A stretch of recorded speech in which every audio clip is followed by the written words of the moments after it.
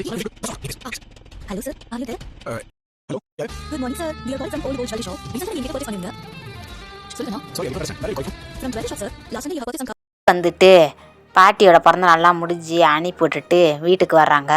வந்துட்டு இருக்கிற நகையெல்லாம் எடுத்து கொடுத்து எல்லோரும் வாங்க வாங்கன்னு கூப்பிட்டு நம்ம ஸ்ருதி, ரவி, அப்புறம் வந்துட்டு ரோஹிணி, மனோஜ் எல்லாத்தையும் கூப்பிட்டு ஹாலில் உட்கார வச்சுட்டு கேட்குறாங்க.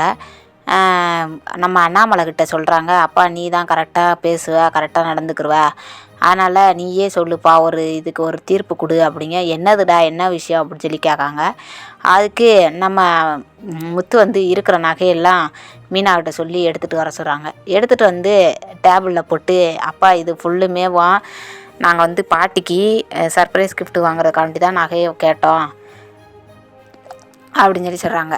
சொன்னோடனேவா அதுக்கு ஸ்ருதி சொல்கிறாங்க, அப்படின்னா மீனா நீங்கள் பாட்டிக்கு செயினே போடலையே அப்படிங்க. அதுக்கு தான் போனோம், நாங்கள் நகை வாங்குறதுக்கு தான் போனோம். இந்த நகையெல்லாம் அங்கே போய் கொடுத்ததுக்கப்புறம் தான் தெரியும் இது பூரா கவுரிங்கன்னு சொல்லியிருக்காங்க அப்படின்னோடனே எல்லாத்துக்கும் அதிர்ச்சி ஆகுது. அதிர்ச்சி ஆன உடனேவா அண்ணாமலை கேட்குறாங்க, அது எப்படி கவுரிங் ஆகும் அப்படின்னு சொல்லி சொன்னோடனே, அதுதான்ப்பா எனக்கும் தெரியல, இந்த செயினும் வளையலும் கம்மலும் எப்படி கவுரிங் ஆச்சு எனக்கு இப்போ தெரிஞ்சாகணும் அப்படின்னு சொல்லி சொல்கிறாங்க. அதுக்கு நம்ம அண்ணாமலை வந்து என்ன விஜயா, என்ன இது அப்படிங்க. என்ன இதுன்னு என்கிட்ட கேட்டிங்கன்னா எனக்கு எப்படி தெரியும் அப்படின்னு சொல்லி விஜயா பதில் சொல்லிடுறாங்க. உடனேவா நம்ம அண்ணாமலை வந்துட்டு, நீ தானே நகையை வாங்கி வச்சுருந்த, அப்போ வாங்கிட்ட தானே கேட்கணும் அப்படி சொல்லி சொல்கிறாங்க. உடனே விஜயா வந்து, எனக்கெலாம் அதெல்லாம் தெரியாது அப்படின்றாங்க. பிறகு முத்து வந்துட்டு, அப்பா அது மட்டும் இல்லை, இது வந்து எப்போ கவுரிங்காக மாறிச்சு, எதுக்காக மாறிச்சு, யாருக்காக மாறிச்சு, இதெல்லாம் எனக்கு தெரிஞ்சாகணும்ப்பா. நான் போய் கடையில் கொடுத்து எவ்வளோ அசிங்கப்பட்டேன்னு தெரியுமா. அவருக்கும் கடைக்காரருக்கும் எனக்கும் சண்டை வந்துருச்சு, பயங்கரமாக சண்டை பிடிச்சோம். அதுக்கப்புறம் அவர் போலீஸ் எல்லாம் கூப்பிட்ற நிலைமைக்கு வந்துருச்சு அப்படின்னு சொல்லி முத்து சொல்கிறாங்க. சொன்ன உடனே மீனாவும், ஆமாம்மாம்மா ரொம்ப பெரிய பிரச்சனை ஆயிடுச்சு அப்படின்னு சொல்லி சொல்கிறாங்க. சொன்ன உடனேவோ அண்ணாமலை வந்து, என்ன விஜயா இது என்ன கதை இது அப்படின்னு சொல்லி கேட்குறாங்க. என்ன கதைன்னு என்கிட்ட கேட்டிங்கன்னா எப்படி, அது அவங்கக்கிட்ட தான் கேட்கணும் அப்படின்னு சொல்லி முத்துவும் மீனாவையும் பார்த்து சொல்கிறாங்க. சொன்ன உடனேவோ அண்ணாமலை வந்துட்டு, இல்லை விஜயா நீ தானே நகையை வச்சுருந்த, அப்போ நீ உன்ட்ட தானே கேட்க முடியும் அப்படிங்க. இல்லை அவங்க வீட்டில் கண்டு இவளுக்கு கவுரிங்கை போட்டு கொடுத்தாங்களோ என்னமோ, யாருக்கு என்ன தெரியும் அப்படின்னு சொல்லி சொல்கிறாங்க. இல்லை நான் இங்கே வந்ததுலேருந்து இந்த செயினை போட்டிருந்தேன், நீங்கள் கேட்டீங்கன்னு சொல்லிட்டு தான் நான் ஒரு சவாலுக்கு வேண்டி தான் நீங்கள் இது பண்ணீங்கன்னு சொல்லிட்டு நான் கழட்டி கொடுத்துட்டேன், அப்புறம் எப்படி எங்கள் வீட்டுக்கு அந்த நகை போயிருக்கோம் அப்படின்னு சொல்லி சொல்கிறாங்க மீனா. உடனேவும் விஜயா வந்துட்டு, இல்லை போட்டு விடும் போலையே கவரிங்கு தான் போட்டு விட்ருப்பாங்க, உங்கள் வீட்டில் என்ன அதுக்கெல்லாம் என்ன வசதியாவா இருக்குது அப்படின்னு சொல்லி சொல்கிறாங்க. சொன்ன உடனேவோ அண்ணாமலை வந்துட்டு, விஜயா அந்த மாதிரிலாம் நீ பேசாத பார்த்துக்கோ, என்ன எனக்கு தெரியும் அவங்க எவ்வளோ கஷ்டப்பட்டு அந்த நகையை போட்டாங்கன்ட்டு, இப்போ இந்த நகை எப்படி கவரிங் ஆயிடுச்சின்னு ஒழுங்காக சொல்லு அப்படின்னு சொல்லி சொல்கிறாங்க.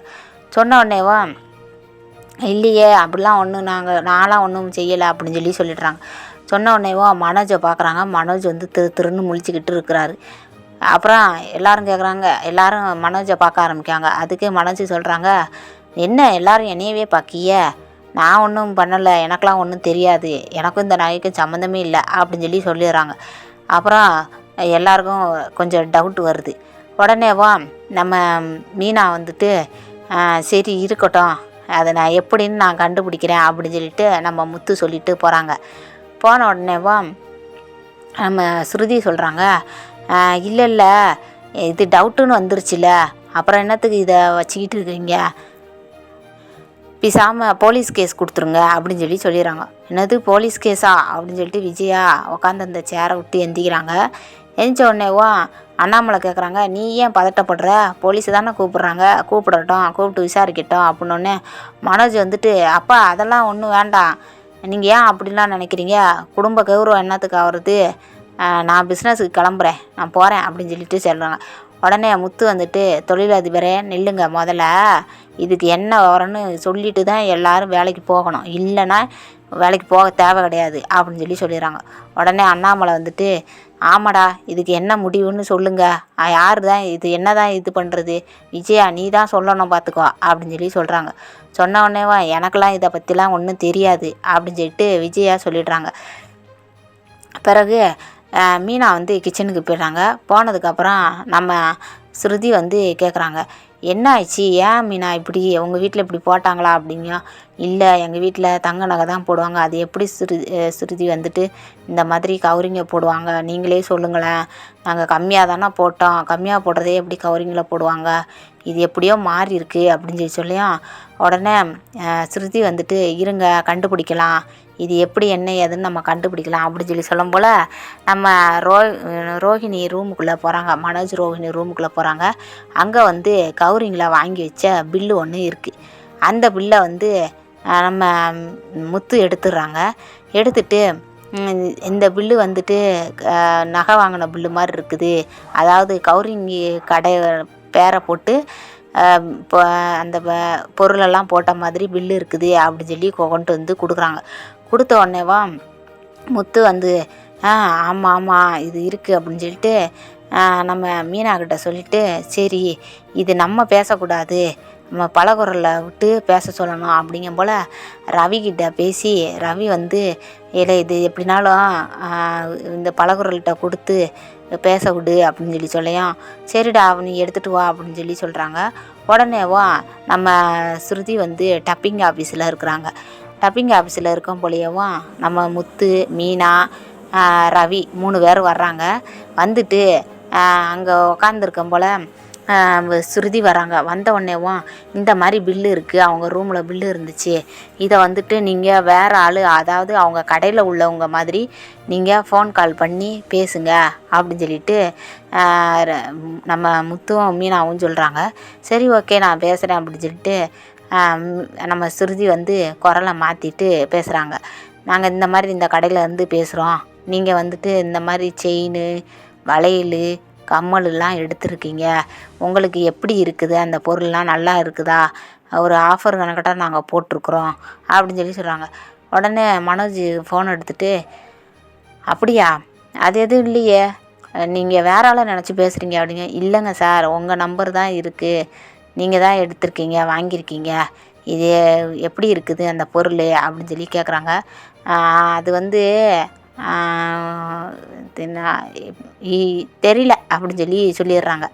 சொன்னோன்னே இவங்களுக்கு கொஞ்சம் டவுட் வந்துடுது. முத்துவும் மீனா வந்துட்டு இன்னும் கொஞ்சம் நேரம் வேறு மாதிரி பேசுங்க அப்படின்னு சொல்கிறாங்க. சொன்ன உடனேவும் ஸ்ருதி ஃபோனை வைக்காமல் அவங்க வந்து பேசி பார்க்குறாங்க. எப்படியாவது இந்த செயின் இதெல்லாம் வாங்கினது கவரிங்கு மனோஜ் தான் அப்படின்னு சொல்லிட்டு கண்டுபிடிச்சிட்டாங்க ஒரு வழியாக. மனோஜ் வந்துட்டு ஆனால் ஒத்துக்கலை, சும்மா நச்சுக்க சொல்லிக்கிட்டே இருக்கிறாங்க. ஆமாம் வாங்கினோம் அப்படின்னு வாங்கிட்டு இது பண்ணிட்டோம், நல்லா தான் இருக்குது பொருள் அப்படின்னு சொல்லிட்டு நம்ம ஸ்ருதி பேசுகிற வாய்ஸு மாற்றி பேசுகிறதுனால கண்டுபிடிச்சி ஒரு வழியாக மனோஜ் தான் வாங்கினாங்க அப்படின்னு சொல்லிடுறத கண்டுபிடிச்சாங்க. கண்டுபிடிச்ச உடனே முத்துவும் மீனாவும் வீட்டுக்கு வர்றாங்க. வீட்டுக்கு வந்துட்டு அண்ணாமலைக்கிட்ட சொல்கிறாங்க, இந்த மாதிரி அவன் வந்து இந்த மாதிரி கவரிங் இது போய் வாங்கினது மனோஜ் தான்ப்பா, அவன் தான் நம்பர் கொடுத்துருக்கேன், அந்த கடை நம்பரு அப்படின்னு சொல்லிட்டு எல்லா விவரத்தையும் நம்ம முத்து போயிட்டு அண்ணாமலைக்கிட்ட சொல்கிறாங்க. அண்ணாமலைக்கிட்ட சொன்ன உடனேவும் எதுக்காண்டி என்ன ஏதுன்னு கேட்குறாங்க அண்ணாமலை. விஜயா வந்துட்டு அதெல்லாம் ஒன்றும் இல்லை, இவன் எங்கே வாங்கினேன், அதெல்லாம் வாங்கவே இல்லையே அப்படின்னு சொல்கிறாங்க. உடனே நம்ம மனோஜ் வந்து அம்மா நான் தான் வளரிட்டேம்மா அப்படின்னு சொல்லிட்டு சொல்லிடுறாங்க. ஏன்டா இப்படி பண்ணி தொலைகிற, நீ வேற இம்சை பண்ணுறடா அப்படின்னு சொல்லிட்டு நம்ம விஜயா வந்துட்டு மனோஜை பார்த்து முறைக்கிறாங்க. முறைச்ச உடனே ரோஹிணி கேட்குறாங்க, நீ ஏன் கவரிங்கில் வாங்கின, இன்னொன்று உங்கள் அம்மா ஏன் உங்ககிட்ட நகை கொடுத்தாங்க, அது எப்படி இப்படி மாறிச்சு அப்படின்னு சொல்லி கேட்குறாங்க. ரோஹிணி கேட்ட உடனேவோ மனோஜுக்கு மூஞ்செல்லாம் வெறுத்து போயிடுது. அப்புறம் வந்துட்டு இல்லை ரோஹிணி அதெல்லாம் ஒன்றும் இல்லை அப்படின்னா, இல்லை மனோஜ் நீ சொல்லு, என்ன தான் நடக்குது இங்கே, எனக்கு ஒன்றுமே புரியலையே, எப்படி அந்த நகை வந்து நீ ஏன் கவரிங்கில் நகை வாங்கின, என்ன பிரச்சனை அதை சொல்லு அப்படின்னு சொல்கிறாங்க. சொன்ன உடனேவோ விஜயா வந்துட்டு அதெல்லாம் ஒன்றும் இல்லைம்மா ரோஹிணி, இவங்க சும்மா ஏதாவது பிளான் போட்டு நம்மளை டார்கெட் பண்ணிக்கிட்டு இருப்பாங்க, இவன் வேற தொழிலதிபராக இருக்கிறானா, அதனால் இவங்க ஏதாவது பேசிக்கிட்டு நம்ம எல்லாத்தையும் குழப்பி விட்டுக்கிட்டு இருப்பாங்க அப்படின்னு சொல்லி சொல்லிவிடுறாங்க. சொன்ன உடனேவா ரோகிணி வந்துட்டு ஆமாம் அது இப்படி தான் ஆண்டி இவங்க இது பண்ணுவாங்க அப்படின்னு சொல்லி அண்ணாமலைட்ட, அங்கிள் நீங்கள் இப்படிலாம் அவங்களுக்கு சப்போர்ட் பண்ணி பேசாதீங்க அங்கிள். எங்கள் வீட்டுக்காரரு இப்போ தொழில் பண்ணிக்கிட்டு இருக்கிறாரு, அவருக்கு ஏகப்பட்ட இது இருக்குது, ஒரு நாள் லீவ் போட்டால் கூட எங்களுக்கு நஷ்டமாயிடும் அப்படின்னு சொல்லி சொல்லிக்கிட்டு இருக்கிறாங்க.